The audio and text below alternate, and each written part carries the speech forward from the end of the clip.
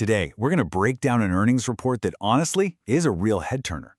We are talking about Development Engineers Limited, a company that just put up some numbers that you just have to see to believe. So let's get right into it. So let me ask you this. It's not every day you look at a financial report and have to double-check the numbers. But what if your company's operating profit didn't just grow, it absolutely skyrocketed by over 700% in just 1 year? You'd be asking, how on earth did they pull that off? Well, here it is, a 740.9% jump in operating EBITDA. And that's a key way to measure just how profitable a company really is. Now, what's wild is this isn't some hot new tech startup. This is an established engineering firm. So you got to wonder, what is the story behind this absolutely incredible number? Well, behind that crazy number is a story that's actually pretty classic. You can break it down into 3 parts. First, you've got the engine, the part of the company that is just firing on all cylinders. Then there's the anchor, the one thing that's been holding it back. And finally, you have the plan, the clear-cut strategy to cut that anchor loose. Okay, first things first, let's look at that engine room. What is working so well that it can deliver a number like that? It all comes down to their core business. So what is this core business exactly? Think about the really big, really complex stuff. We're talking about the super intricate piping for power plants, custom-built manufacturing gear, and those massive, heavy-duty steel structures for big energy and infrastructure projects. This is their bread and butter. And right now, business is absolutely booming. And listen, this isn't just some one-off lucky quarter. If you look at the first 9 months of the year, the profit from their core business is up over 175%. That shows some real, sustained momentum. But this amazing performance also kind of puts a spotlight on another part of the company that's not doing so well. And this right here sums up the whole story perfectly. On one side, you have the core business, which is basically a rocket ship. But on the other, you've got this non-core business that's like a heavy anchor dragging it down. Let's talk about that anchor. All right, so every company has its challenges, right? For development engineers, that challenge has a very specific name, the power division. This is the non-core part of the business that's been really weighing down the otherwise fantastic results. I mean, this chart just says it all, doesn't it? In 9 months, the core business made nearly 130 crore. That's 1.3 billion rupees in profit. Wow.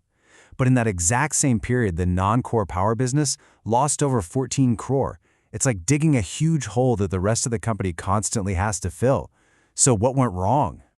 The root of the problem is surprisingly simple, but it's also absolutely brutal. Just imagine, you have a contract to sell something for, say, 8.5 rupees. Then, overnight, the person buying it says, yeah, we're only paying you 3.5 rupees now. That is exactly what happened here with the electricity tariff at one of their power plants. It's a massive, unexpected hit to their revenue that turned a profitable operation into a money-losing one, instantly.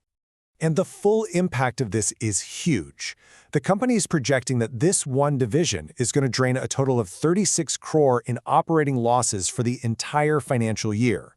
That is a massive number, which actually makes their overall performance even more impressive. But more importantly, they have a plan to stop the bleeding. Okay, so we've seen the good and we've seen the bad. Now let's get to the most important part. The fix. Management isn't just sitting around watching this happen. They've got a very clear, very decisive plan to turn this thing around. And the strategy is actually refreshingly simple. First, they're officially separating the two businesses so everyone can focus. Second, and this is the big one, they're pivoting the power plant to use biomass pellets. Now the goal here isn't to make huge profits. It's to get it to EBITDA neutral, which basically means just get it to stop losing money. And third, they're finishing up their big investments to pour even more fuel on the fire of their super profitable core business. And let me be clear, this isn't just some idea on a slide. This is happening right now. That biomass plant is almost ready to go. A major new facility is already up and running, bringing in revenue. And a key new pipe plant is just about to come online. These aren't just plans. These are the building blocks of the company's future being put into place as we speak. So, you've got the core business absolutely crushing it, and you've got a fix for the problem division well underway. So, what's next? Well, the company laid out a pretty optimistic vision for the future. You can just hear the confidence in this quote from the chairman, right? What he's really saying is, look, We've built the foundation. The really big spending is behind us, and now we are ready to really start growing our profits. It signals a huge shift from a period of heavy investment to a period of hopefully harvesting those returns. And they are definitely backing this up with some hard numbers. They're targeting a very healthy 18 to 20% margin for that core business. They see a clear path to hitting peak annual revenues of up to 2,500 crores with what they've already built. And what you should really pay attention to here is the pipeline. They already have a 1,300 crore order book, with another 300 to 400 crores in new orders they expect to lock in very soon. And they're not just relying on the current business, they're looking ahead.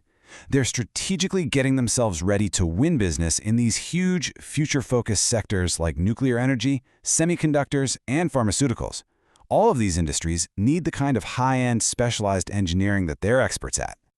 So let's just pull this all together. You have a company with a core business that's absolutely booming, a really decisive plan to fix its one big weakness, and a clear roadmap for where it's going next.